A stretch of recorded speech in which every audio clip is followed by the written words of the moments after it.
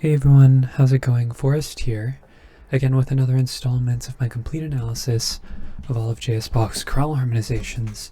Today we're looking at Wo soll ich fliehen hin, which translates to Where should I fly from here? This is a relatively straightforward chorale, not too many interesting harmonic tidbits. There is a little interesting chord progression towards the end, but for all intents and purposes, this is a straightforward tonal chorale.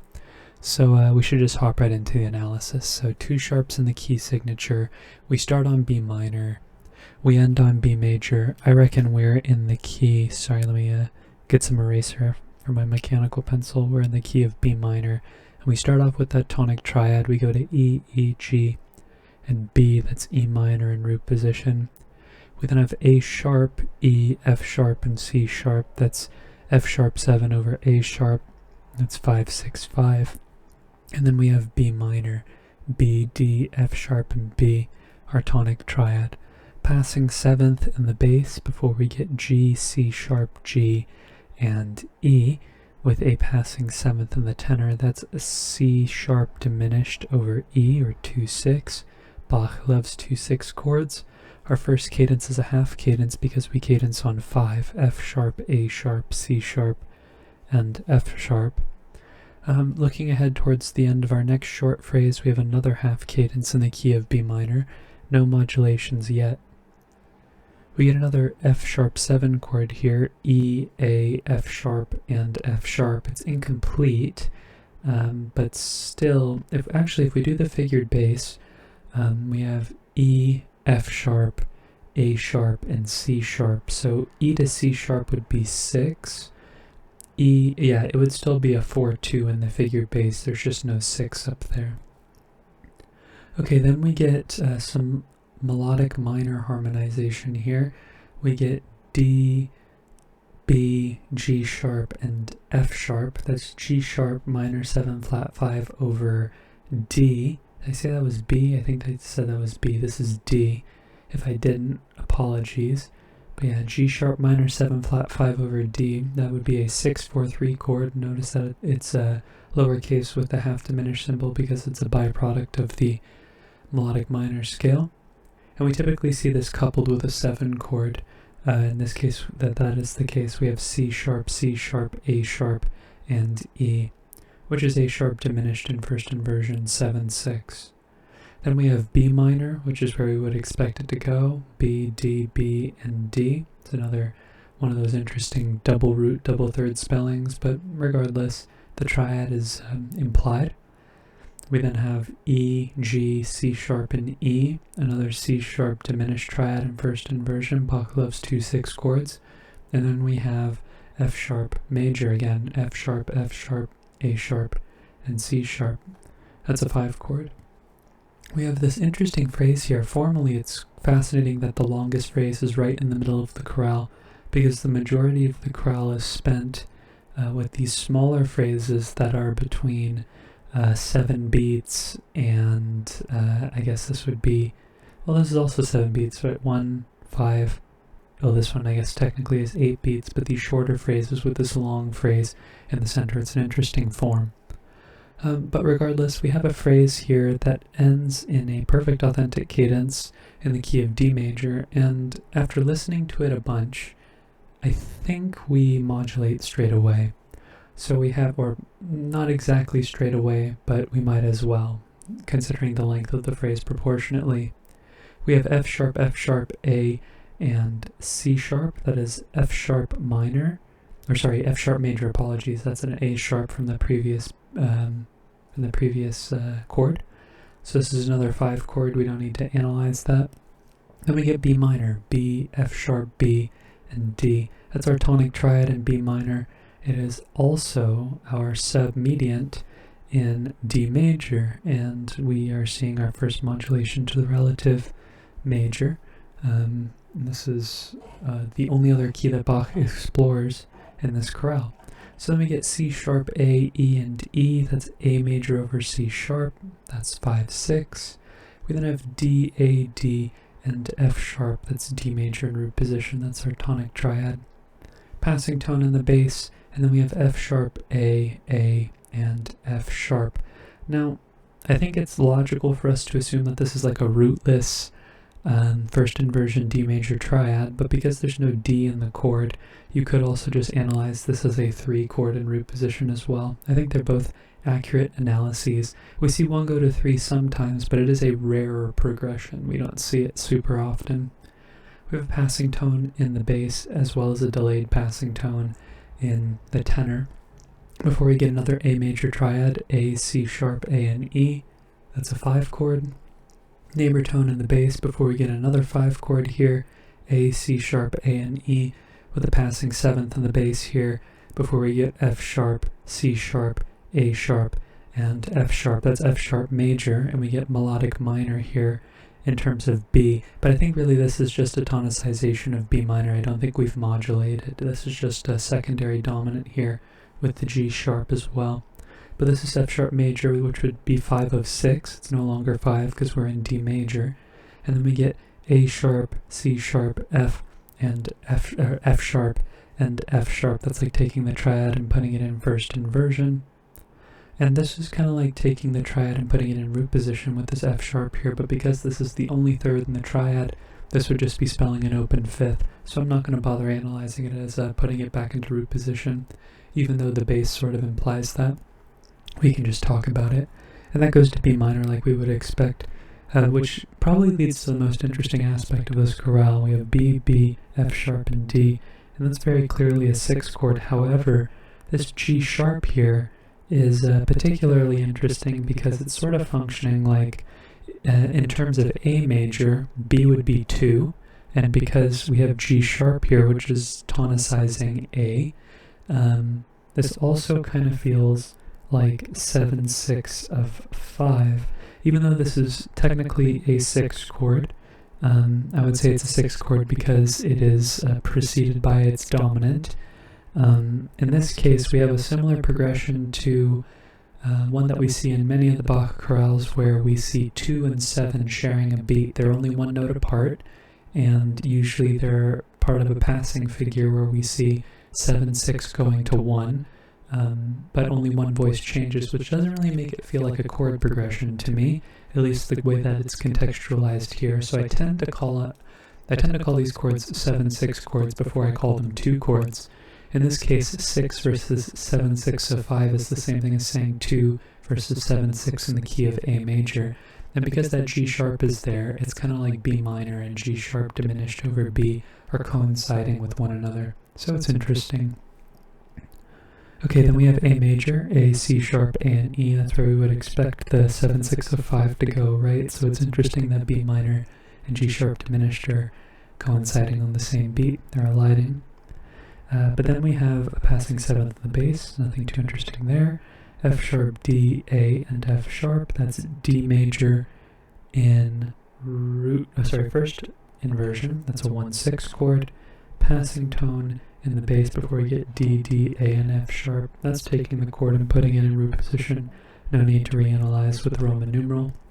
This F sharp is a chord tone, and it's like taking the chord and putting it in first inversion. And we have a fully voiced triad, so I'll include it.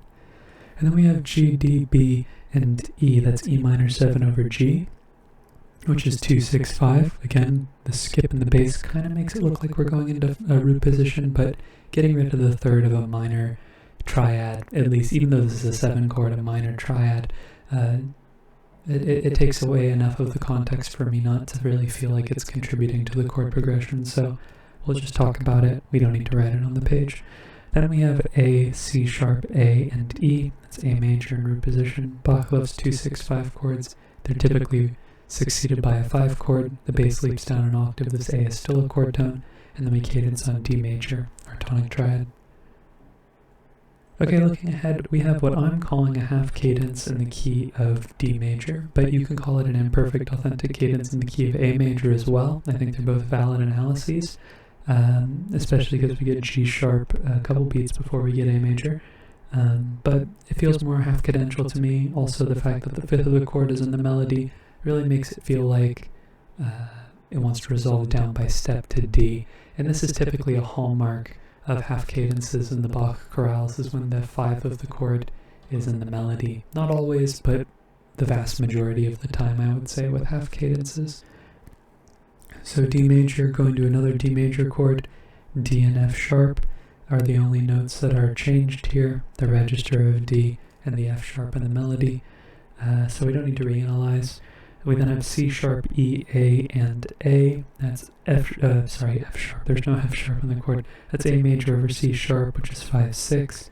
And then we have D major again, D, A, D, and F sharp, which is our tonic triad in root position. This D is a chord tone. We don't need to analyze it. Here we're getting A sharp, E, C sharp, and F sharp. Another one of these secondary dominants bringing attention to B minor. This is F sharp 7 over A sharp, which is 5/6/5/6, and we would expect that to resolve to B minor. The C sharp's also a chord tone, so we don't need to mark it. We have B, D, B, and F sharp, which is our 6th chord like we would expect. Passing 7th on the bass. We then have G sharp, D, B, and E. That's instead of 2/6/5, we have E7 over G sharp, which would be the dominant of A. So this is just a substitute for 2/6/5. This is 5/6/5/5. This F sharp is a neighbor tone. This G sharp is still a root, and it kind of gets turned into root position here with this E, but again it takes away the 1/3 of the chord, so I'm not going to analyze it. Regardless, we cadence on A major, A, C sharp, E, and E, which is our 5 chord, where we would expect 5/5 to go. Okay, looking towards our last phrase, we end in a perfect authentic cadence in the key of B minor. So we're looking for a point in which we go back and we get this interesting juxtaposition of E major and E minor here. But we go to an E minor chord in first inversion, and I would expect that this is a transitive progression, right? Because we would expect E minor to go to A, not the other way around. But if the voice leading works in one direction, there's no reason why it can't go the other direction, right? Because they're just notes. You could just take the same chord and put it on the other side if the chord it was going to. So this is a 2/6 chord, E minor over G, which I also think is our 4/6 chord in the key of B minor. And then that goes to a very interesting chord here. We have an interesting passage here. I think there are a couple of different ways we can go about analyzing this, but we have F sharp, C sharp, and F sharp. That's implying a 5 chord, of course, because that's where we would expect 4 to go, some type of dominant, but it doesn't have the leading tone. We don't get the leading tone until the next beat. We have a passing 7th in the bass, and then we have D, A sharp, C sharp, and E. This D is clearly it's an accented non-chord tone, so we're really looking at this C sharp here. But once we remove the F sharp from the picture, you could make the argument that this is a 6/4 chord, right? Like C sharp, A sharp, or I guess more specifically a 6/5 chord, because we get the E introduced, the same way that you could sort of see that this is a 1/6 chord as well. But with 4 voices, I think if Bach was going to voice a chord, all the voices would contribute to that chord. You know, sometimes chords are implied, but typically in a 4-voice chorale, the root is always going to be present. In like a 2-voice context, I could see a chord not having a root because of the line and how just how the voices resolve. But in this case, I would imagine there would be a root. So we have another one of these interesting progressions where we have a dominant followed by a dominant, like a static dominant progression. And if the C sharp is the base of our chord, this would be A sharp diminished over C sharp. That would be 7/6. And then it still goes to B minor, B, F sharp, and D, which is our tonic triad. Passing 7th in the bass, G, B, G, and E, another E minor chord in first inversion, that's 4/6. Passing tone in the bass, passing tone in the melody. It's kind of like a passing 1/6/4 chord, but we don't need to really analyze that. It's not a huge deal. Typically, I only really look for chords to analyze under sort of two circumstances. One is if it creates a normative progression. It would be a passing 1-6-4 chord, but I don't think it really contributes too much to the progression. That's just more of a subjective choice. The fact that you could point it out is what's important, right? Being able to see that the chord is there, and if you want to be that granular with your analysis, you can. Typically, I look for normative progression, so if the passing chord is part of the cycle of falling fifths, or if the passing chord creates a progression that would be like a subdivision of the harmonic rhythm, like if the chord that we get on the passing beat, right, like in this case it's 4 and, if that was a chord that I would likely expect on the next whole beat, like the next numbered beat without the and, then I'd mark it, like 4 going to 7, for example, or 4 going to 5. But here this doesn't really feel like a subdivision of the harmonic rhythm. 4 going to 1 feels like a relatively stable progression. So stability, I think, also plays a role in it, I guess, as I've talked myself through that. Here we have C sharp diminished over E, E, G, and C sharp. It's a 2-6 chord. We've seen a lot of those. This D is a passing tone. The C sharp would be kind of like putting it in root position, but again, it's just we're removing the third. In the case of diminished triads, the third doesn't matter too much, but trying to be consistent across all the minor chords that we've done it for in the past as well, it's really no reason to do it here. Then we have F sharp major, or we have another thirdless F sharp major chord, F sharp, C sharp, F sharp, and C sharp. So we know that 5 is being implied here, but there's no third in the chord, which makes it really interesting. Makes me feel like there's a typo, but there is no typo. This is just the way that the chord is spelled. It's an open fifth going to a major tonic triad, B, D sharp, F sharp, and B, which is B major. And Bach ends a lot of his minor chorales with a major triad. Typically, the end of the cantata is the chorale, not always, but the vast majority of the chorales have cantatas have a chorale as their last movement, and in this case, it follows the procedure of using the Picardy third to end on a more uplifting note. But that's today's analysis. I hope you enjoyed the video. It's a pretty straightforward chorale, not too much to say in hindsight or in retrospect. But if you're interested in following me along on this journey to analyze all the chorales, all of J.S. Bach's chorales, that is, feel free to subscribe to the channel and hit the notification icon. I upload once a day, so you'll be notified of when the video goes live, and I'd love to have you there if you want your daily dose of analysis and or Bach. This is the place to be. So again, thank you so much for watching the video and supporting the channel. I look forward to tomorrow's analysis, and I hope you take care.